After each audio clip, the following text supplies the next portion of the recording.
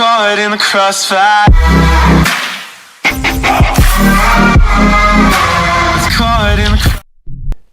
Hey, what's up you guys? Welcome back to the channel. Thank you so much for tuning in. I really appreciate it. So hey, in today's video, I want to talk with you about emergency funds, but more specifically, I want to talk and share with you where I personally keep my emergency fund that I have set aside for myself and my family for when emergencies pop up. So we're going to be covering where I keep my emergency fund, exactly how much money I keep in that emergency fund, and why I keep my emergency fund in this place, because just a quick heads up, it's not where you think. So be sure to stay tuned, watch the video the whole way through, and with that being said, let's go ahead and dive right into today's video. All right, you guys. So like I said, in today's video, we're going to be discussing an emergency fund, but just really quick, something that I wanted to address in case we have any viewers here who are not too sure what an emergency fund even is. I want to go ahead and take the time out really quick to just go ahead and cover that for you guys.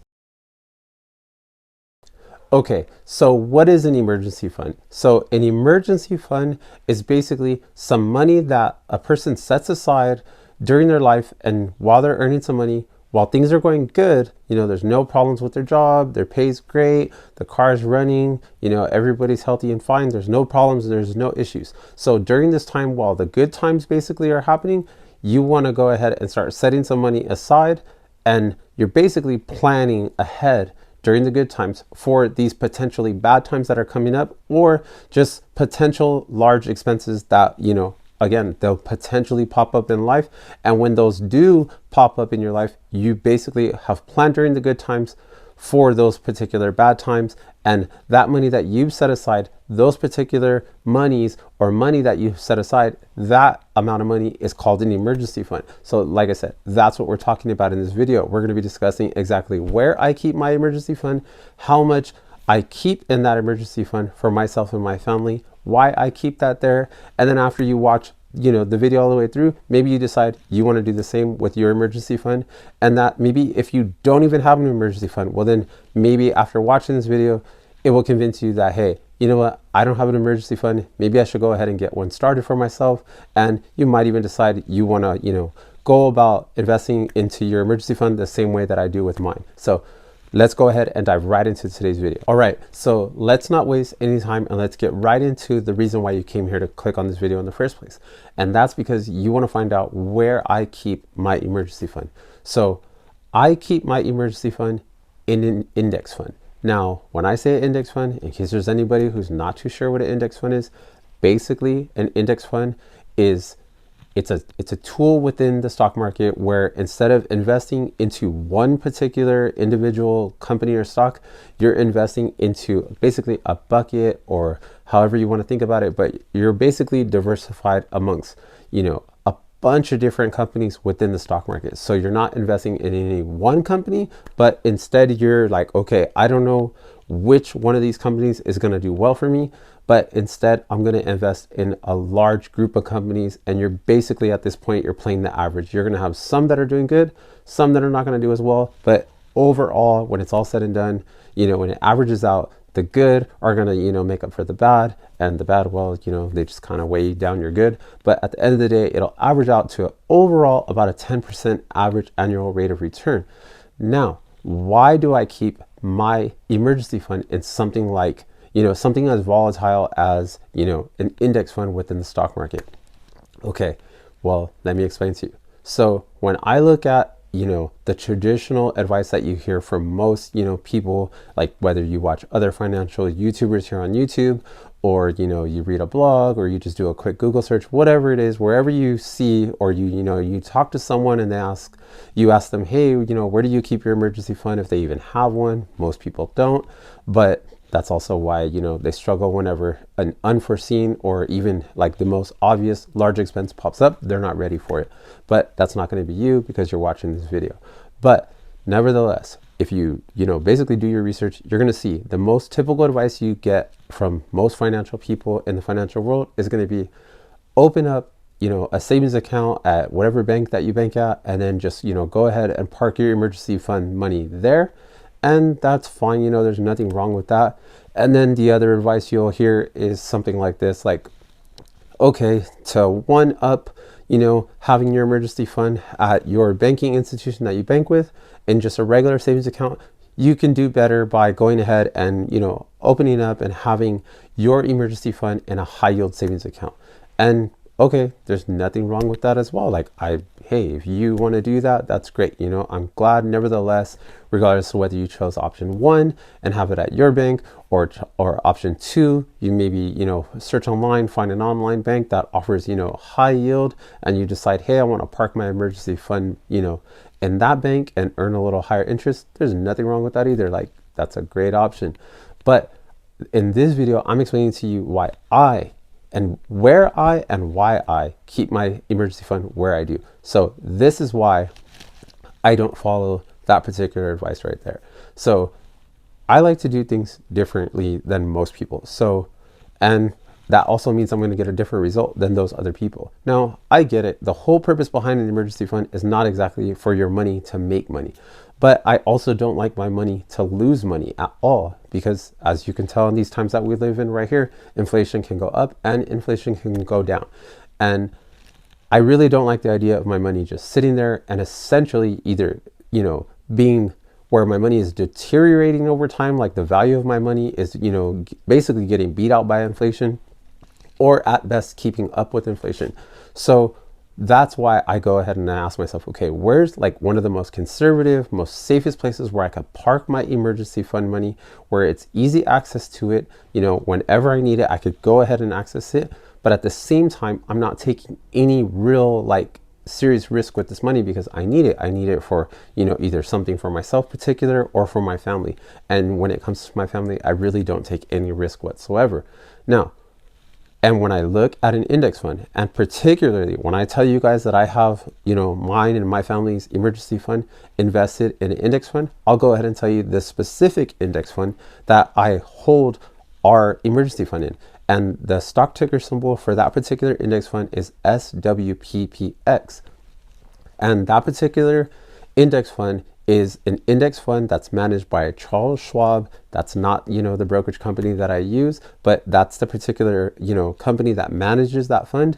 And that particular index fund tracks the performance of the S&P 500. If you're not too familiar what the S&P 500 is, basically it's the 500 largest companies here within, the United States of America.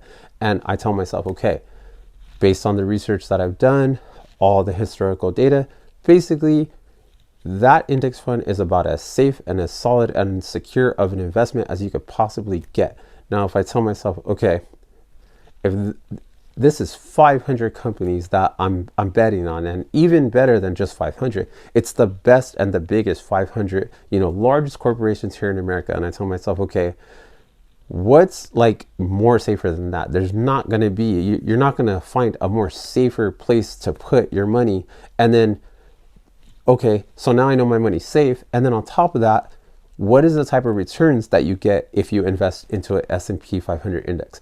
Well, the typical is going to be about a 10% annual rate of return. Yes, some years are going to be higher, some years are going to be lower, but overall, again, when you're invested into an index fund, you're shooting for the average here. So the way I see it at the end of the day is by me investing my family's index fund, me investing my family's emergency fund into an index fund, well, then I get really like a win-win scenario. I have easy access to our funds when we need it. I just go ahead, click sell, boom, go ahead, collect the money for us, and then I could go ahead and take care of whatever large purchase, that I need to.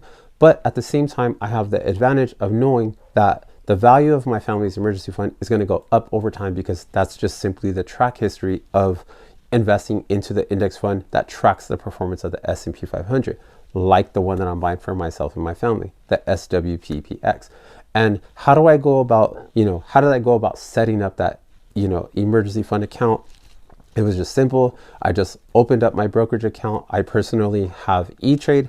I just went on, I set it up on autopilot. It would just take, a portion from my checking account, and it just auto drops it over into my investing brokerage account. It invests the money, once a month automatically into our, into that specific account, purchasing more and more shares of that index fund. And it's like, that's it. It's just like a true no-brainer. It's no work, no effort. I set it up one time and it's just indefinitely set up. And because our expenses are going to go up over time, then and just the world costs more as we go forward. So I never actually stopped contributing to my emergency fund. Now, the traditional advice is that you have somewhere between 3 to 6 months of your mandatory living expenses. So when it comes to your emergency fund, this is like your emergency fund is not there to cover, you going out and shopping or partying or clubbing or buying drinks or doing anything like that. Like, your emergency fund is just for like your mandatory living expenses, like the things that you need to pay on a month-to-month basis in order for you to survive. So this is like your mortgage or your rent, food, utilities, car payment, things like that, your transportation, gas for your car, certain items that maybe you need to buy your kids or whatever it is, clothing, these type of things that you need and you got to pay for each and every single month. So that is the whole purpose, behind an emergency fund. Exactly what an emergency fund is. You guys now know where I keep my emergency fund. And to be just completely truthfully honest with you guys, I don't do the 6-month thing. I just have 3 months in my emergency fund. But like I said, I don't also stop contributing money there. So in time, it'll gradually reach, 6 months or more. And that's fine. I don't mind, but the more the better. But currently I just have 3 months of my mandatory living expenses, and that covers, all that I need it to cover. And if something pops up, then I have the money that I can tap into. It's just, a click on the mouse and there is the money for me. And then I go ahead and take care of what I need to. Now, something that I just mentioned is that so if you're like a one person, income or a one income household, maybe you want to go ahead and double that up. And instead of having a 3-month emergency fund, maybe you want to have a 6-month emergency fund because you're the only source of income. Because, if something happens, if you get hurt or you get really sick and you can no longer work for a short period of time, well, then you want to be able to know that you have money reserves, an emergency fund to be able to fall back on. So because you're the only source of income, or maybe you have a fluctuating income, then you really want to go ahead and have a 6-month or maybe even more of an emergency fund. But because we're a 2-income household, I don't really worry about it. And our jobs are fairly stable.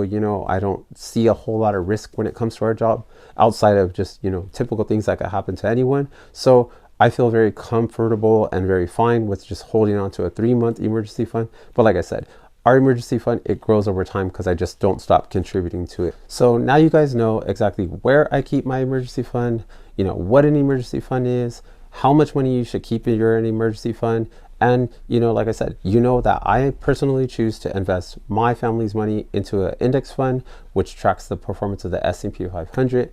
It's a win-win scenario. My money grows in value over time for my family. And then at the same time, it's very easy and accessible when we go ahead and need to tap into that money. So I would love to get your guys' thoughts on this video. Drop some comments down in the comment section below. Let me know, where you keep your emergency fund, or if you even have one at all, or if you plan on opening up an emergency fund. And if you are, where you're gonna, go ahead and keep that money in that emergency fund. And are you gonna have 3 months, 6 months, or are you gonna, go hardcore and maybe have 12 months? So let me know down in the comment section below. And if you enjoy videos like this and you found this video helpful, do me one huge favor. Give this video a thumbs up, find the thumbs up button right beneath this video, and then also find that red subscribe button, tap that red subscribe button, and turn on the notification bell. So that way YouTube will notify you each and every time I upload a video, and I will catch you guys in the next one. You guys have a blessed day.